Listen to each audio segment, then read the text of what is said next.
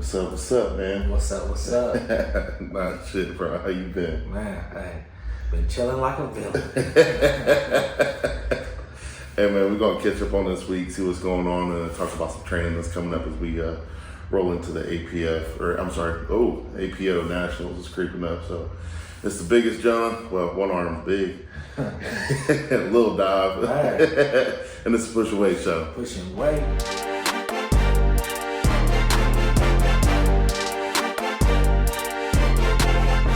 Man, I wanted to get this out the way because I remember Mom, skip ahead a little bit. I remember us having a talk a long time ago, and you said that Biggie was... Oh, some suspect lyrics. No, before you say that, you said he was your favorite. You said he was over Pac. I mean, I knew...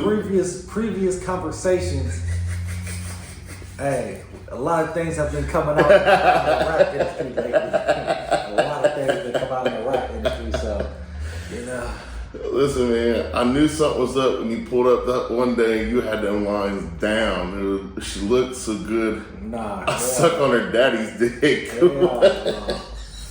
Bro, and the crazy thing is, it's like, why would you say that? He had a lot, bro. He had a lot of lines where he said some wild shit. Like, he had a lot of lines. Bro, I saw a video about that, and the one dude was just talking. He's just like, Biggie had some of the most outlandish just lines that nobody really picked up on back in the day, but I heard them, and then he played it, and I'm like, man, this is Dom's favorite. No, this is number one. Number two. I never said he was my favorite. I just said I choose him over Pac. I mean, Pac had a lot of suspect things. He never really said nothing that crazy. Yeah. But you always hear about, like, you ever watch that interview when he's like 16, 17, and he's just like real flamboyant. Where he was real, kind of like that. You know who I'm talking about when I say Jalen Ramsey, the football player. Yeah. You ever seen his interview where he's talking about, I think it was Stevie Smith Jr. Yeah. Where he's like, I mean, ask him. Yeah. You know, who you think out of whose head? Yeah. You know? No, that wasn't. What's that? Oh yeah, that was Jalen Ramsey. I'm thinking of what's my dog from the Eagles, the quarterback. Jalen Hurts. Yeah, Jalen Hurts. Yeah, I seen that. And yeah, Jalen Ramsey. I seen that. Yeah, it was even worse. Tupac's was worse than that. Oh really? Yeah, I gotta show it to you. It was worse than that. I mean, this is the thing, bro. It's entertainment. So all these guys. It might be good to you. No. All these guys is like, you're living that persona. Yeah. I mean, you might not even be living it, but you're in that persona and you're speaking that lifestyle to people that's buying it. You know what I'm saying? Don't nobody go back. We know Denzel wasn't really Alonzo from Training Day. You know what I'm saying? We know Denzel wasn't Frank Lucas. We know. You know what I'm saying? What's my dog's name? Gladiator. You will not say he wasn't Frank Lucas. Okay. No, what's my dog's name? Russell Crowe. You know he wasn't Maximus Aurelius. You feel me? So it's just like leader of the army. Yeah, but it's like rap is the only time. It's only rap, country. You know what I'm saying? Rock. Like I was watching. This is maybe a few months ago. I was seeing an interview of Ozzy, and he was talking regular. Like, he was like, yeah. I seen somebody post about that, where he was literally talking like we're talking. Yeah. And there was like, his whole little he said, slur.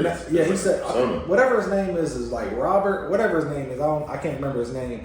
But he was saying, he's like, no. He's like, I'm not Ozzy all the time. He's like, I'm just Ozzy when I'm performing. You know what I'm saying? Yeah. That's crazy. Yeah, and that was like somebody that you think that's like that all the time. Yeah. You know what I'm saying? So when I seen that, I'm like, damn, this is all fake. My childhood has been nothing but a fairy tale. Now we're finding out as this week passed that Diddy was really living that life inside and out. You gotta think, bro. He been rich for a long time. So I think it was Plies. He was talking about something. He's like, you know, you watch any Plies stuff? Sometimes he's a hilarious. Yeah, he's hilarious. He is hilarious.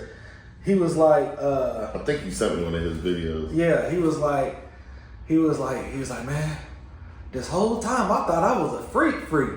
He said, man, I wasn't doing nothing, man. He said, Diddy came out, man. They told the whole little transcripts. We ain't gonna go over the transcripts. I'm sure everybody heard. But he was like, man, I thought I was out here doing something, man. I gotta step my game up, man. He said, with that song Becky, they ain't touching on nothing. Man, ain't touching on nothing. But yeah, it's just crazy just to see, like, man, I don't even know. And it makes you not even, because then, you know, like the Nickelodeon thing came out with the kids, and then all those Disney kids and Nickelodeon kids were saying the same thing, and then all these actors were saying the same thing, and now all the rappers and the artists are saying the same thing.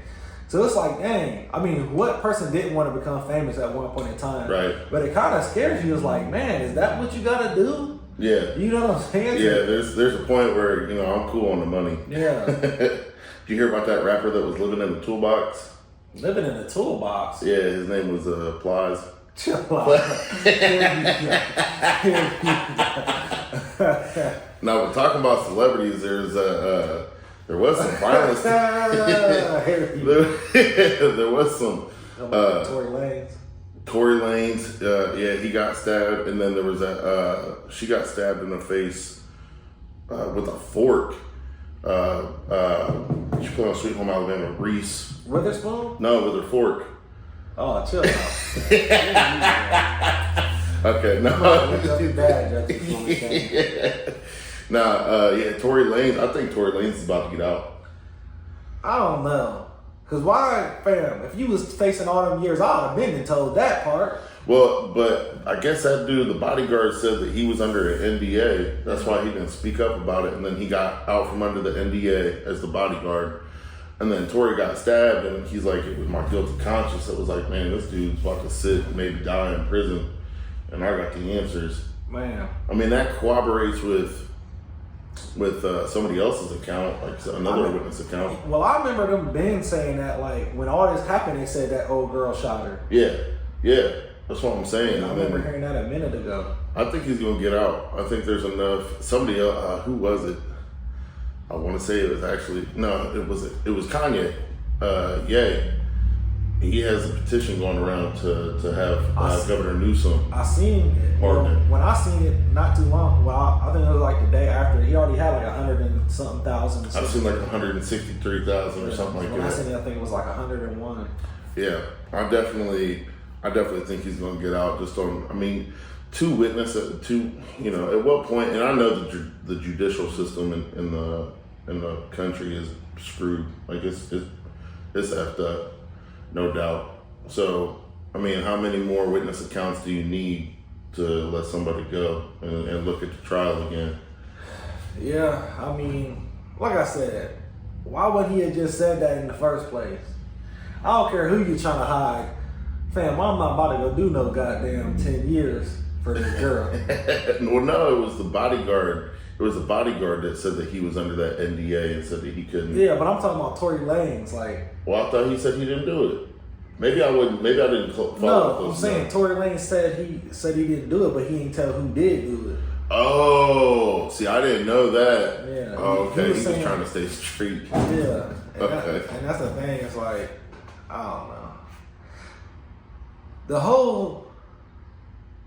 I remember somebody said this to me when I was a kid. He's like, I ain't snitching. I'm telling on your ass. It was Charleston White. No, he said this before. Bro, it's so funny because, like I said, I know so many funny people, but my dude had said that to me when I was a kid. He's like, bro, I don't be on nothing street. But it's crazy because now he's doing some time, doing some street shit. But it's like, it's just like, the lines get crossed, right? But it's like the boss. I think we talked about this before, man.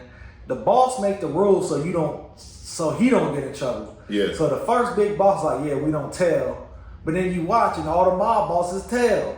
But they don't want you to tell so you don't get them in trouble. Yeah. You know what I'm saying? So it's like the rules only matter to those who apply the rules. You see what I'm saying? That's why I hate, like, in the streets, like, people don't, like, the rules aren't followed. So it just, it's just every man for themselves. Yeah, it all falls apart. I mean, to be on a even grander scale, like when you look at like, you know, allegedly the CIA being behind a lot of the big Sinaloa cartels and stuff like that, it's like that again. The rules only apply to the people that you know enforce the rules. They'll turn a blind eye to that, but you know, I don't know. Like I said, the judicial system this sucks. It needs extremely reformed. Yeah, extremely reformed.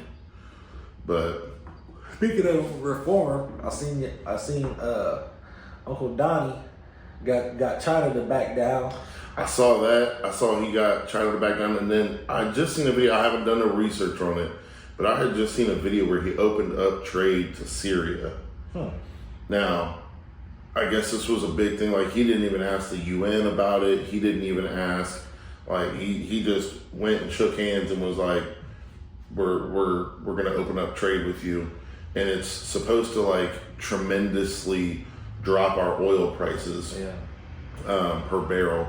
But it kind of puts pressure on China. You've been watching too much Uncle Donnie. You said tremendously. Say tremendously again. A lot of guys would say that what I'm talking about is tremendously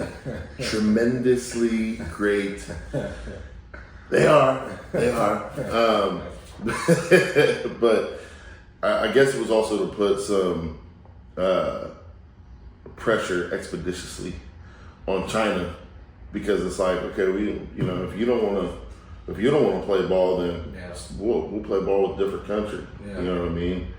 So we'll see what happens, man. I did see that he called out Walmart. Did you see that? Walmart came out and was like, just letting you guys know, we're going to start raising prices because of tariffs. And your boy Don had tweeted, Walmart, you need to eat the tariffs. You guys made billions of dollars last year.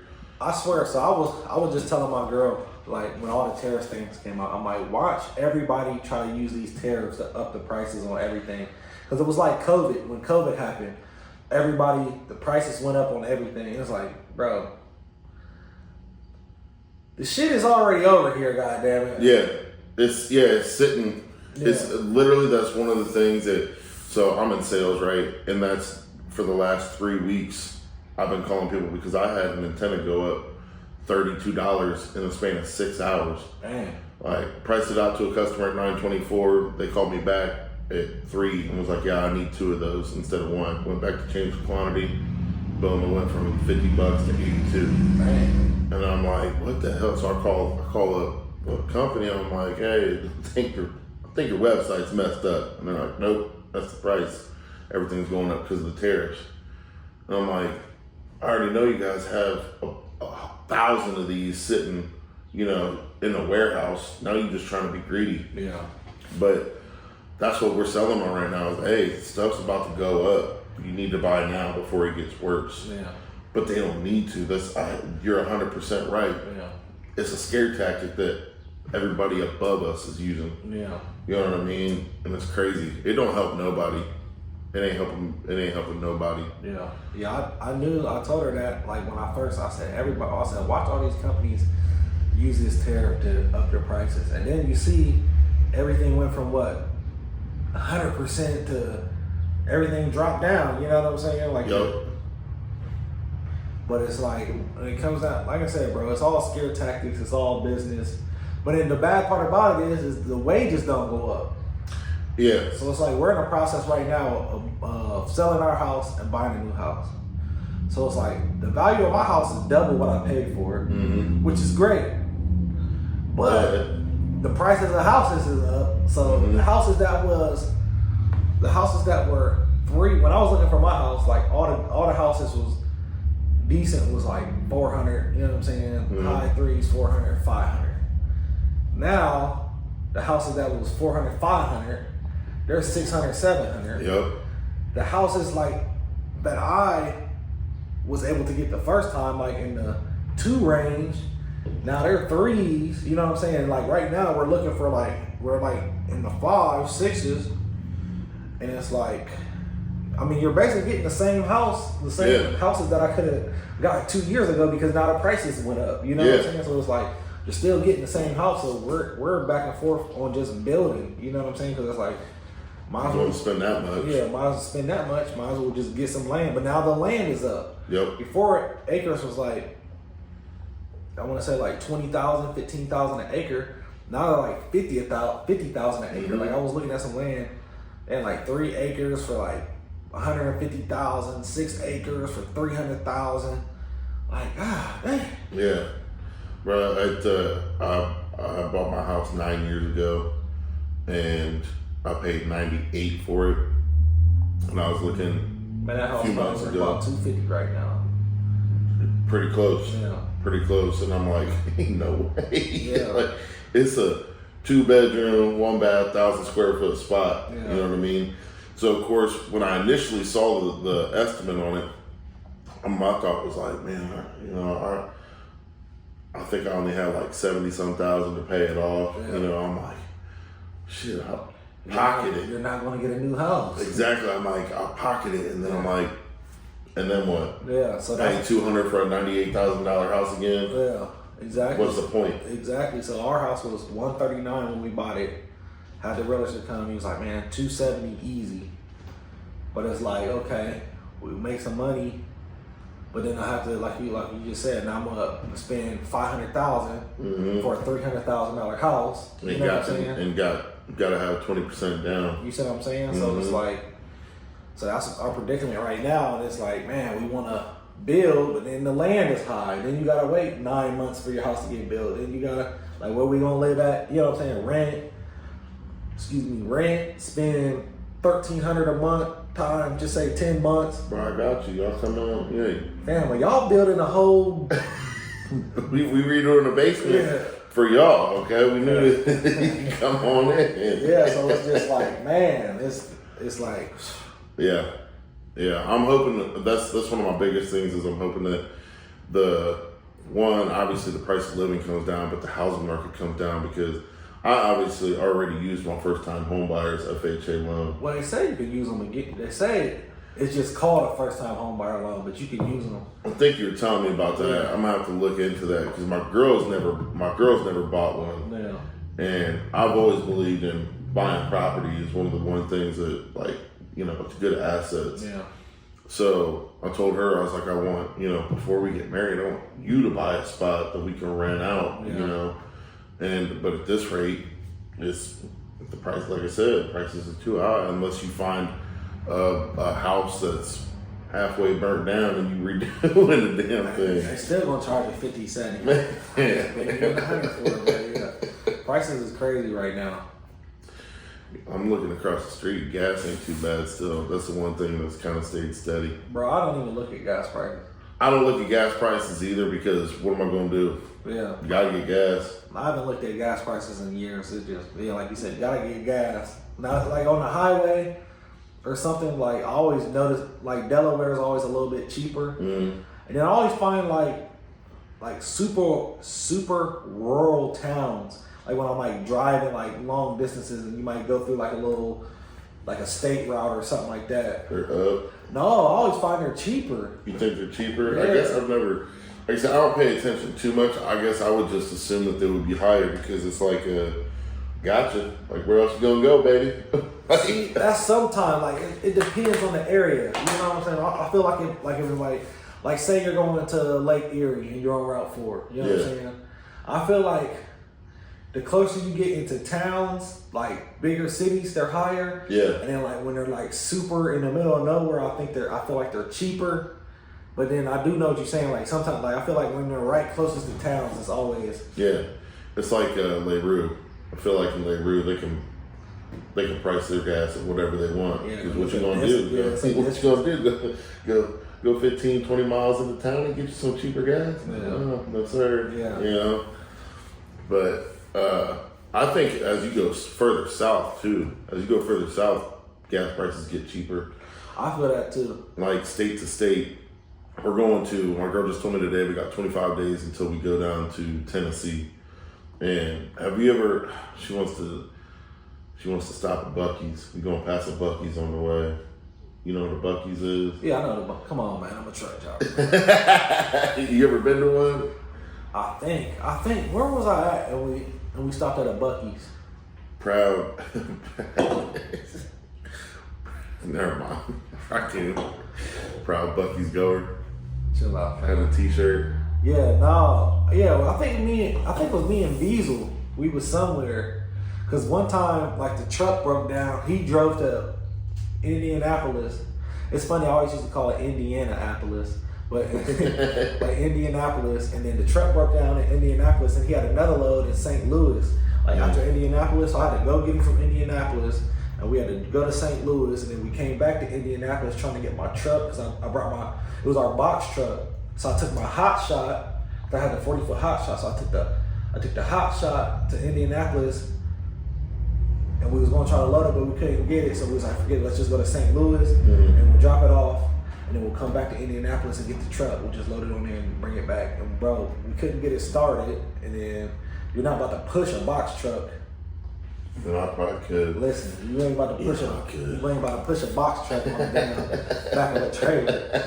But it was going up on the trailer? On my 40-foot trailer. Oh, damn. Yeah, we were going to push it on the back of the trailer. Yeah, that's easy work. Yeah. Yeah, we was going to try to push it on the back of drive it on my trailer, and we would just, because I had the mega ramps on it. Yeah. So we was going to bring it back home, and then I ended up, but I mean, luckily, it sucks for my homie Ski, because it was his box truck. And I tried to make it right, you know what I'm saying? Like, I drove my hot shot all the way down there to get it. Yeah. Then I couldn't leave my trailer in Indianapolis, so we had to drive the hot shot. We basically had to drive the hot shot all the way to St. Louis. Yeah. And all the way back with the trailer, you know what I'm saying? Yeah. You couldn't just leave it at a damn. Right. That should have been gone. And then, like I said, that's a $20,000 trailer, you know what I'm saying? Yeah. So, I tried to make it right. I tried to go get it, but then I think he had to pay my dude.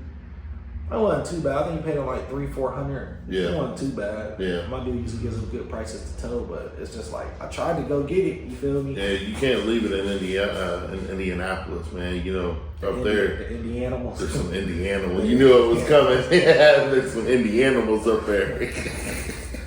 And you know what, man? We went to Perrysburg over the weekend, me and my wife, and man, Perrysburg is a nice little town. Is it? Yeah, they have like a little shopping center. I wasn't expecting that. It was a nice. It was like almost a mini Easton setup. Oh, okay. Okay. So like just how the buildings were, and like it was like a mini Easton setup. They have a funny bone right there too. In Perrysburg? Yeah, it was a funny bone in the little plaza. So people don't know this, but me and Dog are stand-up comedians. I mean, you knew I was. I mean, listen, your showerhead is very impressed, okay? You get a lot of laughs. But, we just... in the showerhead. Top functioning shower. Top function. But, that might be, because Columbus is scary. Yeah. I've been wanting to go down and do it, but... Scared. I am. I ain't gonna lie. I guess everybody's scared of failure. Yeah. And you know, I've obviously experienced failure. You know, enough in my life to where I should be okay with it. But you know what I'm saying? Like, nobody not wants to okay go on with stage it. and everybody just looking at you. Like that. But no, that's how it was for you with the Chippendale dances that you used to do, though. So you used to it. No, that's why I've been sending you that one comedian. Chill out, man. I've been sending it. He kind of funny. The dude I've been sending you, the racist dude. Yeah, but hey, you put me in such awkward positions because I laugh at it and then you text me back what you laughing at. And I don't even know what to text back. There was the best funny comedians to me is because like. On the white side, it's because you're pushing the envelope. You know what I'm saying? Yeah. In a way that's not over the line. You know what I'm saying? Like, but yeah, them was the I told you I had wrote when you had told me you was gonna go, so I had wrote me a little segment or whatever. Yeah. And I don't know. I had told it to my wife, but she ain't really like it. I mean, it was about her. She ain't really like it. I thought it was kind of funny, but. I told my girl the same thing. I was like, I did call one of my dudes and was like, hey, listen to this set that I have wrote out. you tell me what you think. I'm like, I gotta get this out. I gotta speak it. You know what I mean? And you know, obviously he was gut busting laughing. You know, but that's a friend. Yeah. You know what I mean? He could have been lying. Yeah. But yeah, man, you just gotta get up. So if you watch, I always listen to the reels, like all the comedians, and I guess there's like spots in like LA that everybody goes to premiere like new routines, like bits and stuff. Yeah. Well, but Nate was telling my cousin was telling me that because he lived out there in LA. He was like, bro, in LA you get into everywhere for free. He's like, bro, comedy shows they let you in for free. He's like, concerts they let you in for free. He's like, yeah, bro, they only charge in other places. He's like, but here everything is free because they want it to look packed. Okay, that makes sense. Yeah, so he's like, bro, he used to, when he lived there for a couple of years, he was telling me all the time, like, bro, I've been to seeing every comedian. He's like, bro, they let you in all these spots for free. Like, they just want it to look packed for the comedians or whoever's performing. Yeah. Same with concerts. He's like, bro, I've been to every concert. He's like, they just let you in for free. Yeah. You know what I'm saying? I've always wondered how they do it, because I think like game shows are free too. Yeah. I think game shows are free, so there's not a bunch of, I ain't paying $20 to see Wheel of Fortune. Man, I think I'm pretty sure, but I think he said he had went to Wildin' Out down there for free or something. Really? Yeah. Is that? I guess that's still a thing, isn't it? Yeah. Wildin' Out. I haven't seen anything new from them. I used to watch that religiously, bro. I used to love Wildin' Out. I was a Wildin' Out fan, the first Wildin' Out, like when I was in high school. With like Cat Williams on there. I can't even remember. But yeah, I don't really like. Hold on, I got it.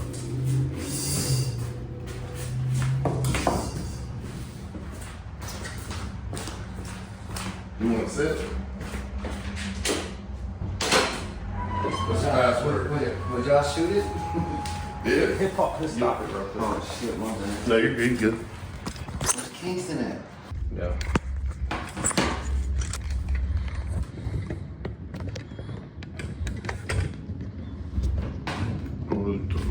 Stand up. Yeah.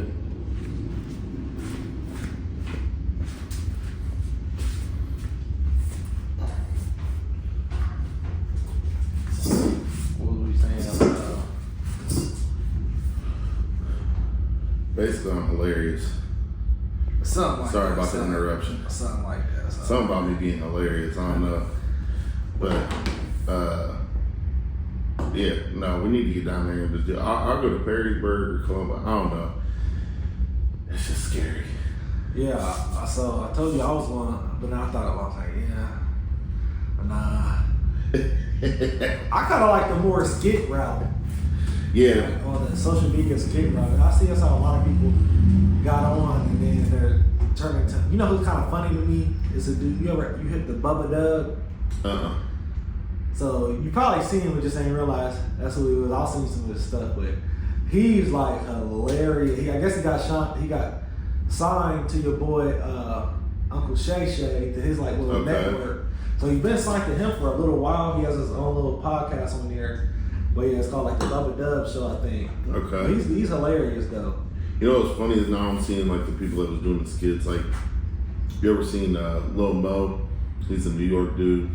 Looks like a true New Yorker. How you done?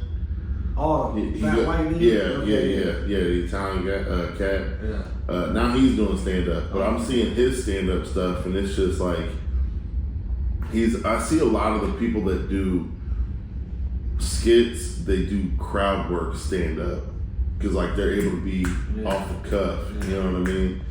And like obviously that can work, but when you see like the big stand up cast, the Joe Rogans, the Eddie Murphys, like they're not Shane Gillis. They're not doing really any crowd work stuff. They got their own bits, their own stuff. You know, they could be funny with one person in the crowd. You know what I mean?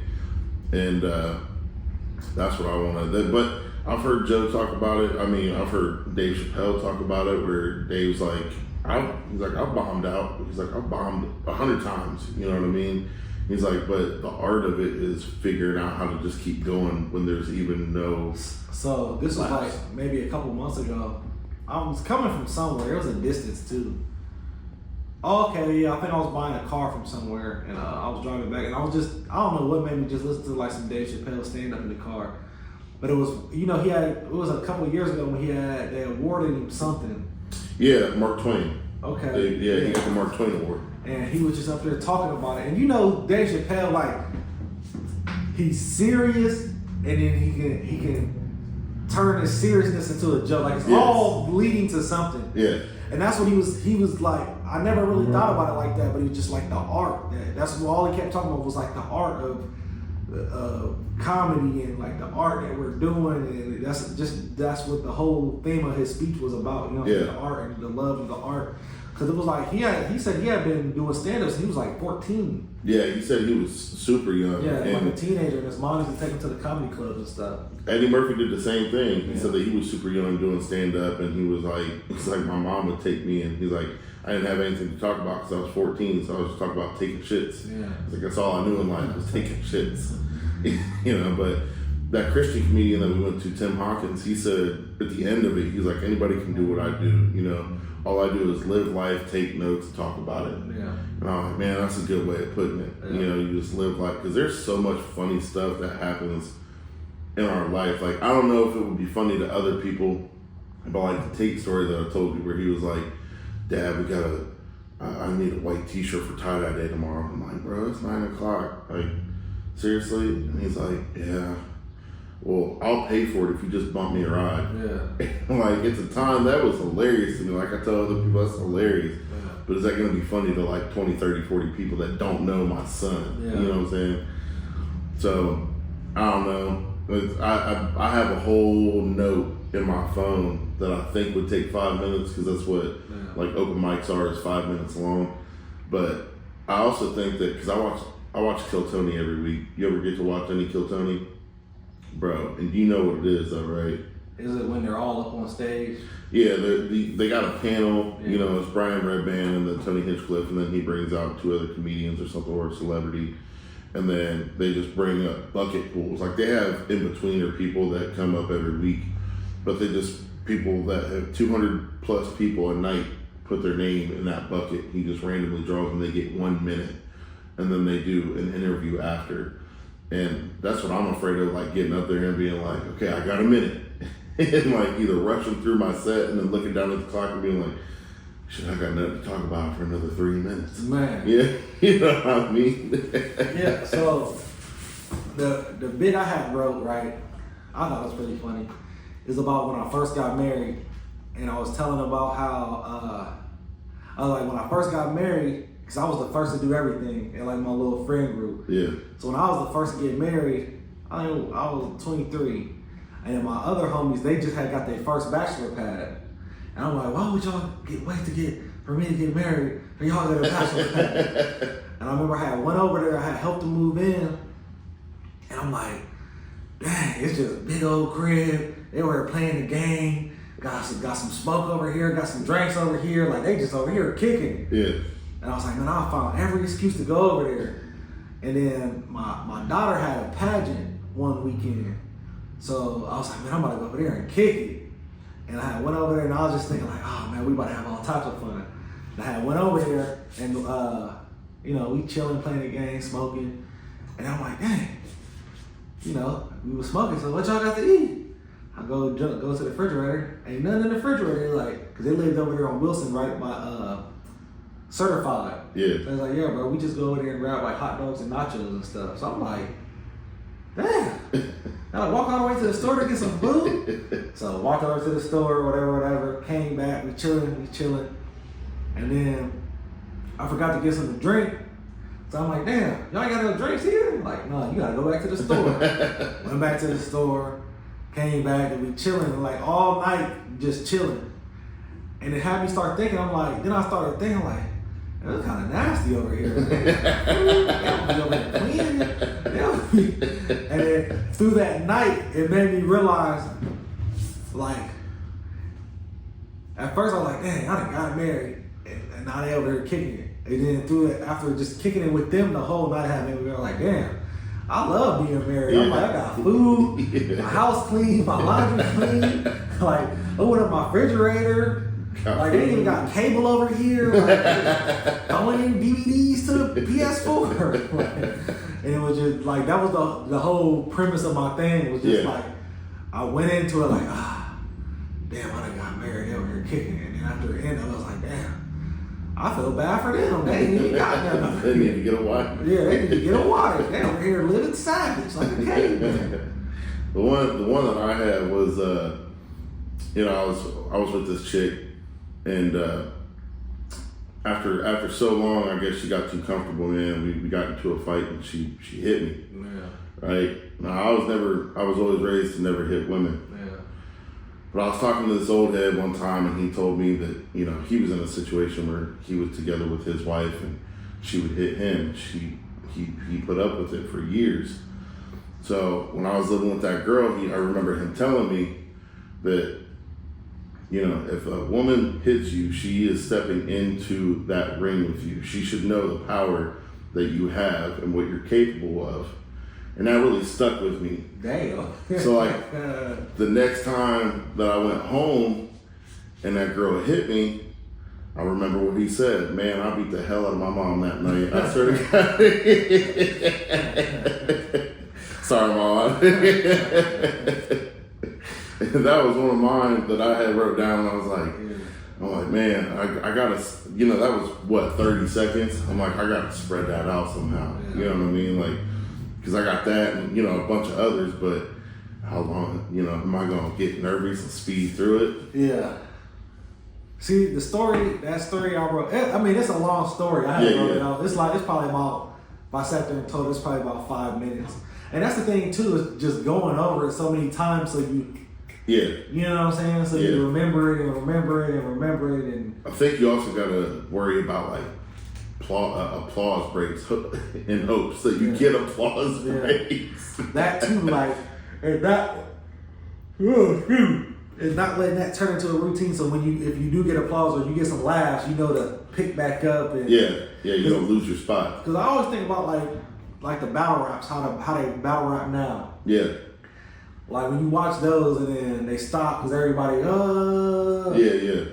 And then they start from like the line before and they go back in and you know what I'm saying? Yeah.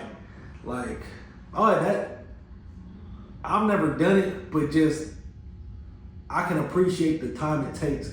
Yeah. It's like, man, how many times, in them battle rap URLs, man, them things be like 3 minute, like, you know what I'm saying? It'd be like a whole 3 minute, you know what I'm saying? Like, bar, you know what I'm saying? Like, how the hell do they remember that? Yeah. And then they got 3 turns, 5 turns, however many turns. Like, how do you remember all that stuff? Yeah, and then sometimes, like you said, though, I've seen them to where, like, everybody gets too hyped, and then they start back over and go back through, and I'm just like, man, that's some talent. One thing to do, I've always wanted to do, like we said, I've always wanted to do some stand-up, just because I think one of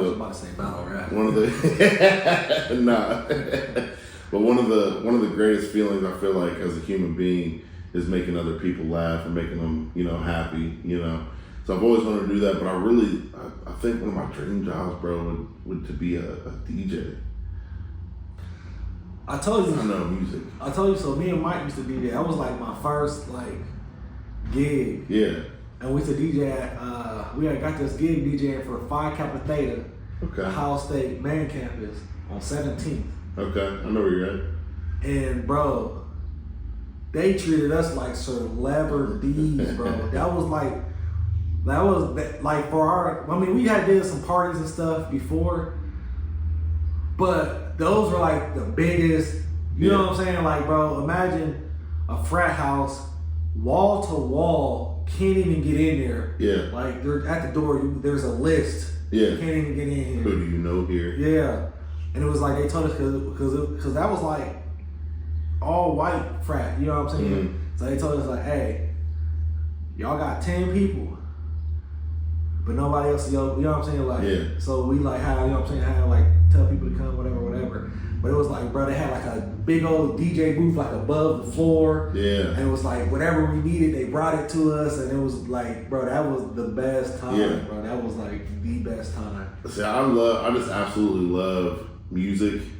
I used to go to college for music. I went to hockey college for music. But I don't know, a football team now.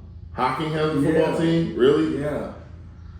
Yeah, when I went there, I think they have a basketball team too. Oh, they stepping up. Yeah, when I went, it's so crazy because I think my cousin was about to go. He was like, "Yeah, I'm about to go to hockey for football." I'm like, hockey for football? Yeah. And I had to call my homie that went to hockey with. He's still one of my best friends, my dude Mario. And I'm like, bro, did you know hockey has like a football and a basketball team? He's like, bro, I know. Somebody just told me that.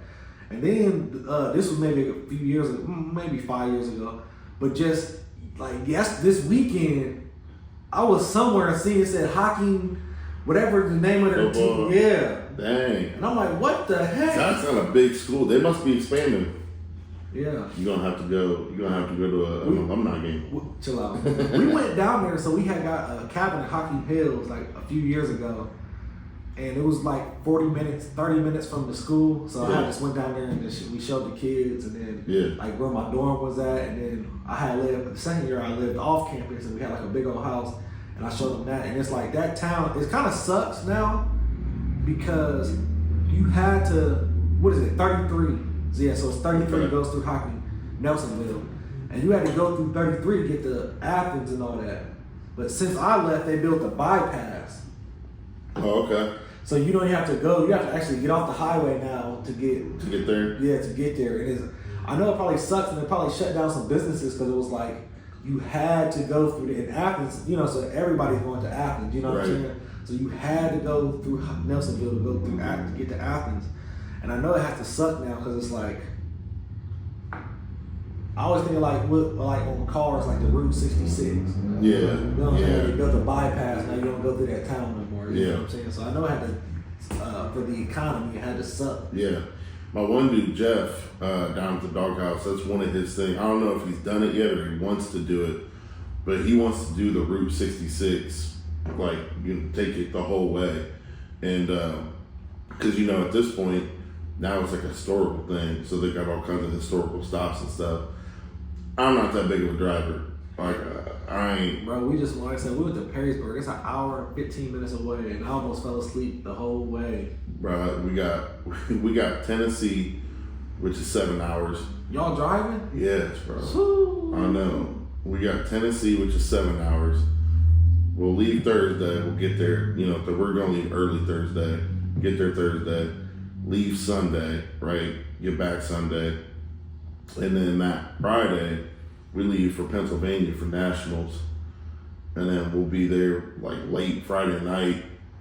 Our boys will compete Saturday and probably leave Saturday night, turn around. So we got 42 hours of driving within a week span that we're creeping up on, not to mention, work. But I'm looking forward to the destinations. Yeah.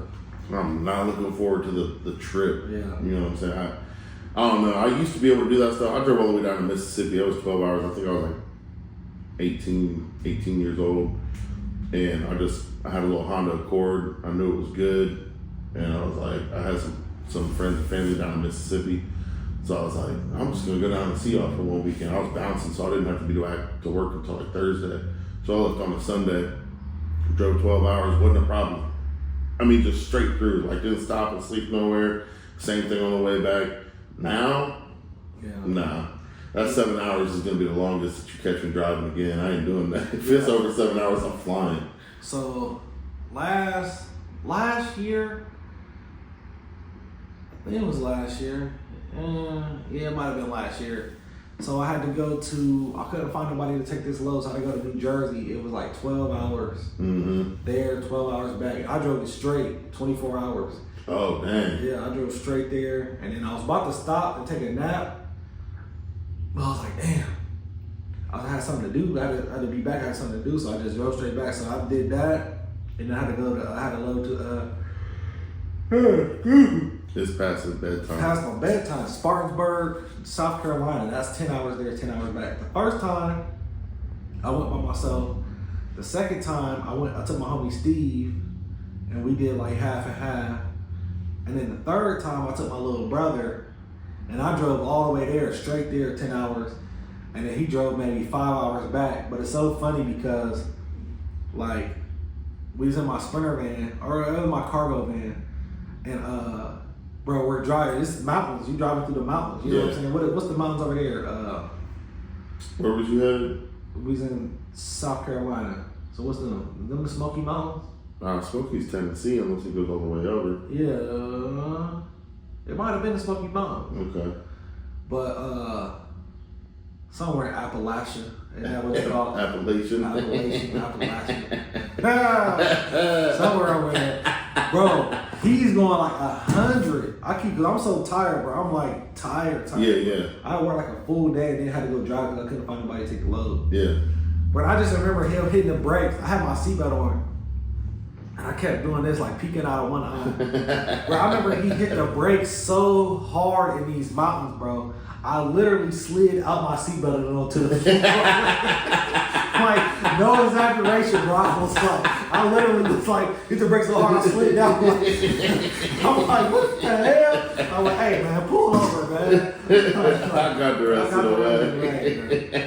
But yeah, bro. That was like, I think about that sometimes. Like, bro, I've never in my life had somebody hit the brakes so hard that I slid out my seatbelt. My little brother just told, because we still got that trip to Texas. Yeah. And he just texted me last week and was like, bro, let's go get that stuff. And I was like, it's a 23-hour drive. Like, and he was like, all right, well, me, Quentin, this person, and this person, we'll go get it. And I was like, go get it. I don't know how I feel about sending a little 22 to 20-year-old goons in a truck in a trailer. Send them down there, because I ain't going down there. Man. I forgot about it now. Because we spent some money on it. We did spend some money on it. I forgot. It was a point in time where I was thinking about that like every couple of days. Like, we got to go to Texas. Yeah, I forgot about it until my cousin was like, hey, you got to get that before this date because we're moving houses. And I was like, all right, cousin, I got you. Slow down there, I got gas money. Got some snacks money. I'm not going on that. Is a drive. Actually, I am about to go to Texas here in a minute. I was supposed to go down there.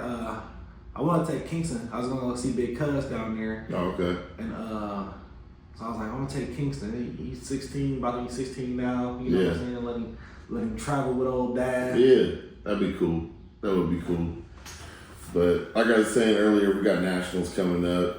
So that'll be a trip, and that's one of the cool things. Like my girl, she was like, "I've never traveled so much in my life until I got with you." I was like, "Yeah, it's different over here, baby." Maybe I'll show you, take you places, show you things. I put you in the log cabin.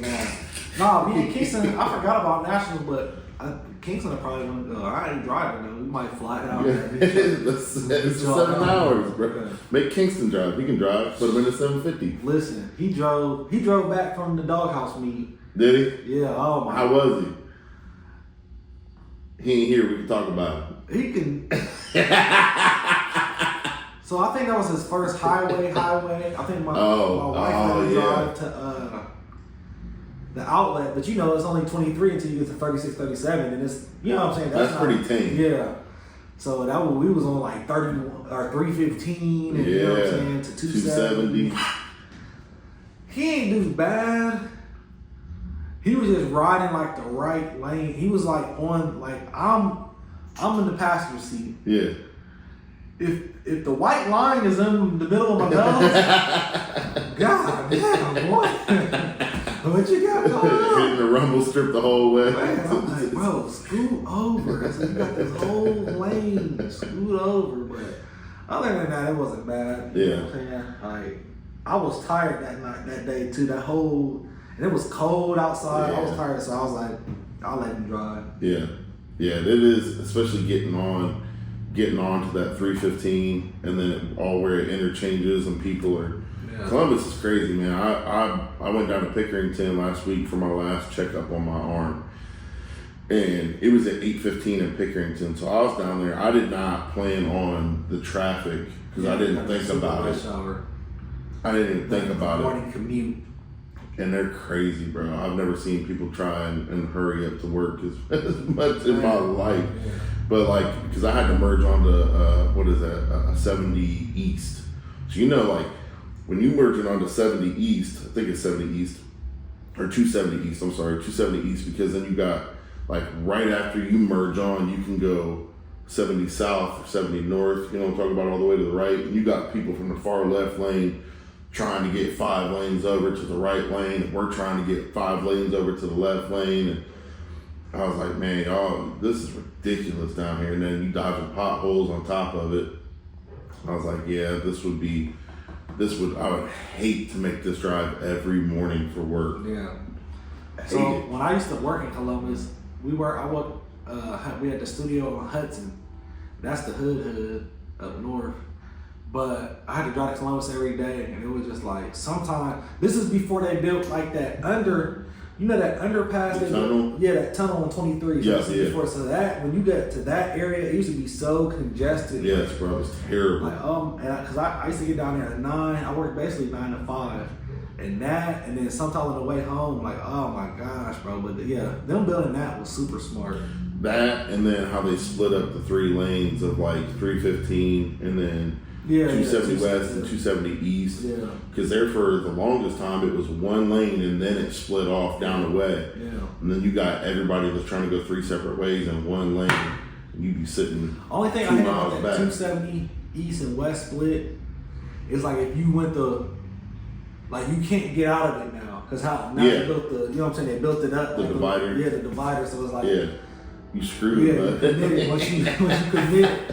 Like, and luckily, like, I pretty much know, you know what I'm saying? Yeah. Now, because I done did it a million times, so it's like, I know which way I gotta go, but I just always think, like, if my girl drives or something, I think she drove not too long ago, which one? I'm like...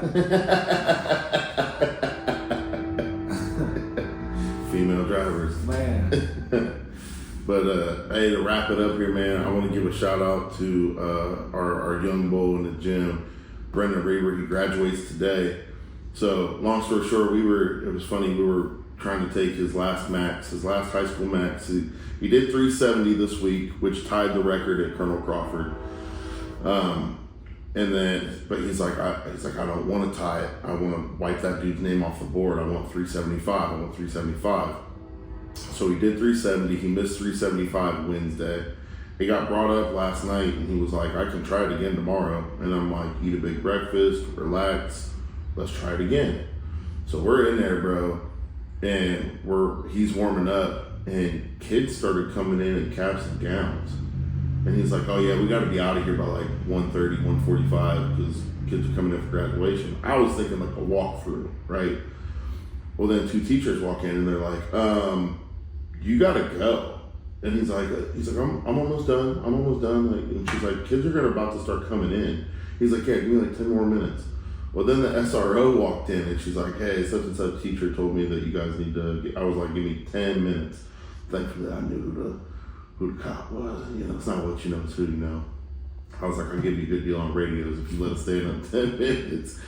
But it was crazy. He literally was warming up and maxing out, and teachers were coming in and were like, Brendan Reber, like if it's anybody that's gonna get a lift in before graduation, it's him. And I was like, before graduation? He was like, yeah, today's graduation. I'm like, oh, it's not a walkthrough? He's like, no, we graduate at 2:30. I'm like, oh my God, dude, like you literally are doing this the last second that you possibly can.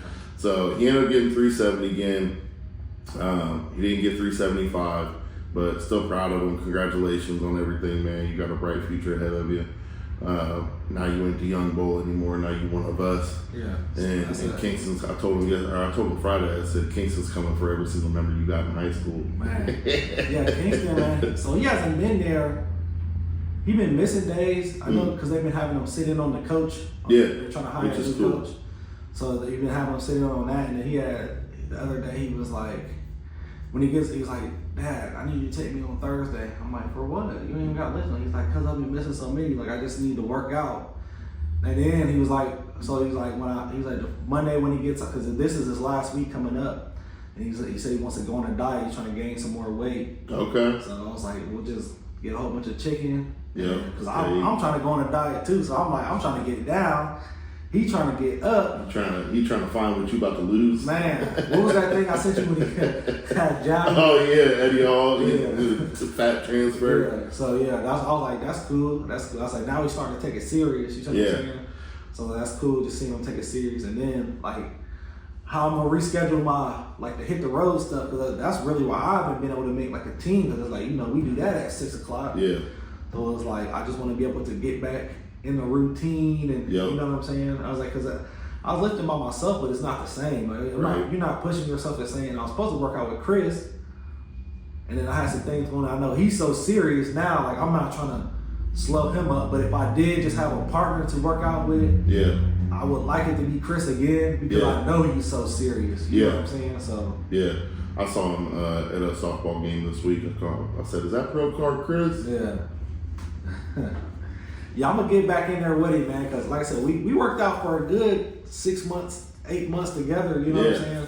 Before, I mean, he was serious then, but it's like he was missing something, and we all knew it. You know what I'm saying? We all knew he was missing something, and he found it. Yep. You know now you got that pro card. When you hit that certain level, that's like too, he bro. did, man. Like, Pause. Nah, he did look good, bro, and it is like that's what I love about the people that we're with, is that when they hit a milestone, that's not a satisfaction milestone. It's okay, what's next? It's a validation. Yeah. You know what I mean? Like Jordan hitting certain numbers, Mason hitting certain numbers, Lester hitting certain numbers, Chris getting his pro card. It's like, okay, bet I hit this. This is a validation that I need to go even harder. Yeah. You know? That's how I was talking to Chris. He said he about to put on some weight. Yep. So yeah, that's the thing too. It's like with the powerlifters, and it's like, man, I was chasing some numbers, but it's like it's just not going to happen for me. And not because I can't do it.